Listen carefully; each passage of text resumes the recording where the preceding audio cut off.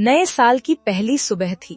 चारों ओर हल्की ठंड, मंद हवा और वातावरण में एक नई शुरुआत की खुशबू फैली हुई थी। उसी सुबह एक छोटा सा बंदर अपने मन में बहुत पवित्र विचार लेकर जागा।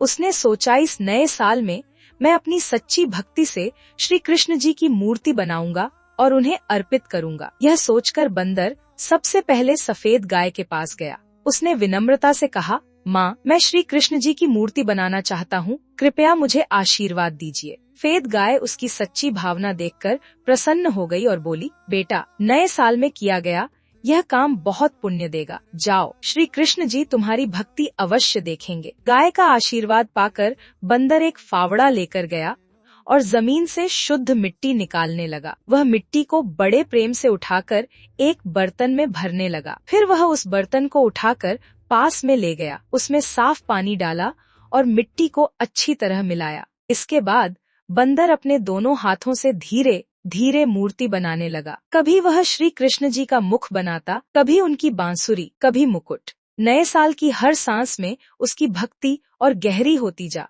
थी। जब मूर्ति पूरी तरह बन गई तो बंदर बहुत खुश हुआ। वह पास से सफेद चुना लेकर आया और श्रद्धा से मूर्ति के ऊपर डालने लगा। जैसे ही चुना मूर्ति पर पड़ा, पूरा स्थान दिव्य प्रकाश से भर गया। अचानक उसी नए साल के पवित्र क्षण में श्री कृष्ण जी स्वयं मूर्ति से प्रकट हो गए। श्री कृष्ण जी को सामने देखकर बंदर की आंखों से आंसू बहने लगे। वह दौड़कर श्री कृष्ण जी को गले लगा लेता है और फूट फूट कर रोने लगता है। श्री कृष्ण जी मुस्कुराकर कहते हैं, वत्स, तूने नए साल की शुरुआत सच्ची भक्ति, प्रेम और विश्वास से की है। जो ऐसा करता है, इसके जीवन में मैं स्वयं प्रकट होता हूँ। यह सुनकर बंदर का मन आनंद से भर जाता है। पूरा जंगल जय श्री कृष्ण के नाम से गूंज उठता है।